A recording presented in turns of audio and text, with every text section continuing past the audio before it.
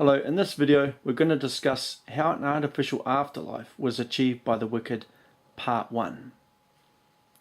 So, if there's a tear hole in the fabric of space and a person is put into the other dimension, which is the safety dimension, their body and soul are decoupled from the Holy Spirit, because the Holy Spirit hub is only connected to creatures within this dimension.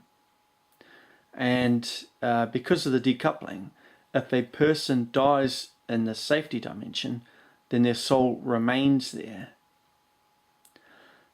So what the wicked did was they believed that they could put a person into solid matter.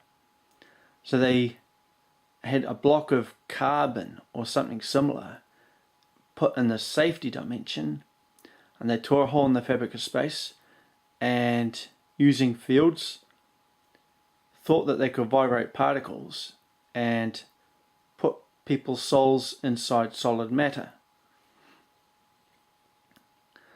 And so when Satan possessed a man called John in New Zealand, John got cancer, and so he decided that he wanted to go into this new artificial afterlife with Satan.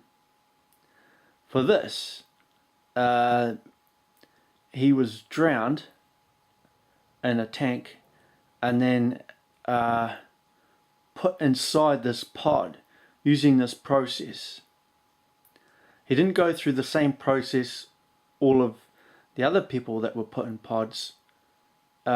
Instead, he was just drowned and then had his soul and Satan's put inside this pod through a tear in the fabric of space.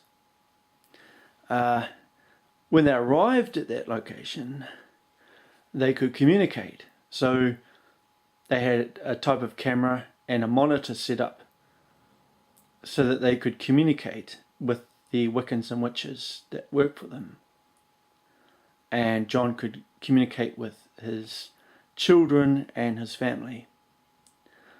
Inside, Satan's reaction upon being inside this pod was he was extremely ungrateful.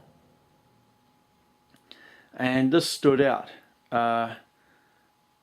It's one of the things about Satan: when people help him, he's always ungrateful afterwards.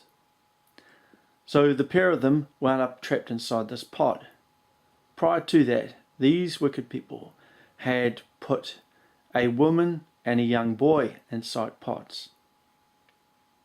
Innocent people who were forced inside there. From heaven's perspective, those two people and the innocent people that were put in that situation were swapped with Aaron chassis early on. So they have communication through video and audio, and that's how Satan runs things.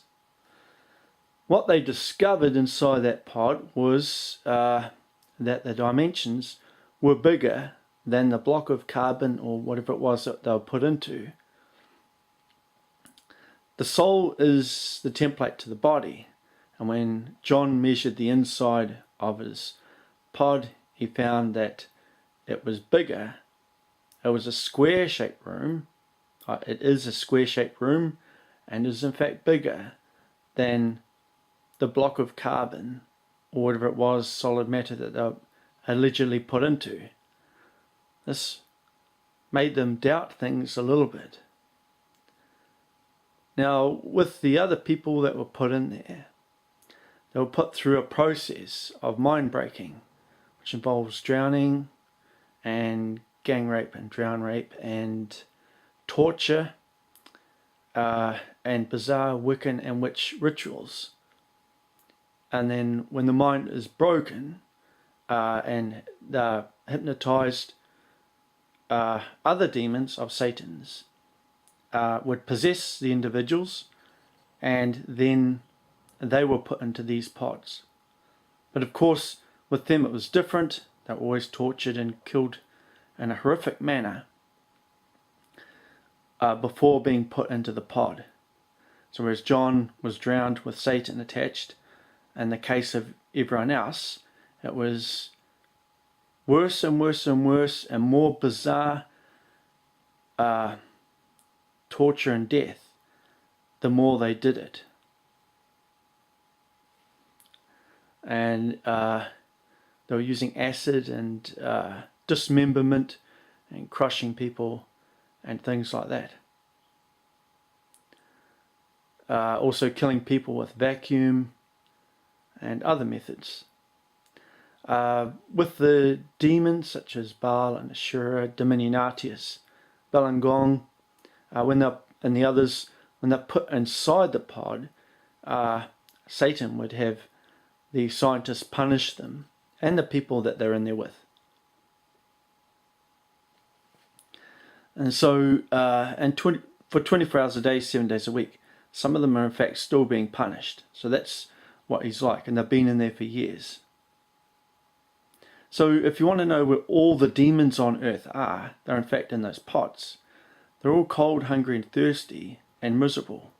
But the sinister thing for these people is that their pods don't, on the inside, do not look anything like the object that they were placed into. For example, some of them have round-shaped pods on the inside, others have a hexagonal shape. So there is something fishy going on, and it involves heaven. So they tried to put themselves into solid matter. Instead, heaven put them into another dimension inside an empty space which had air so that they could talk, and it was machined smooth walls and floor.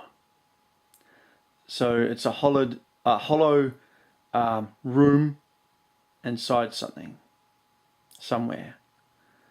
And so that's how heaven keeps an eye on these people, these offenders. And the one thing that the wicked cannot do is make things warmer or better for themselves in there. In the case of Aaron chassis, they record data which will be used on Satan and his followers later. So they will be going to purgatory once they've been captured here on earth. So that's the reality of how these individuals are at the moment, their current state, which is in New Zealand.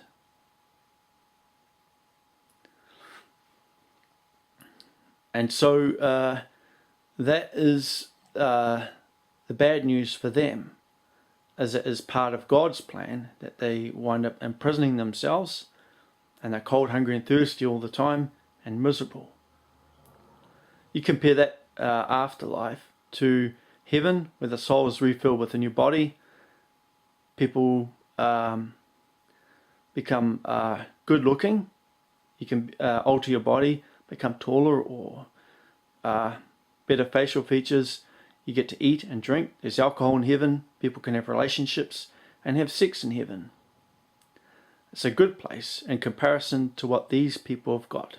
These wicked people and their stupid artificial afterlife. I'm the Archangel Daniel, and I'm from heaven.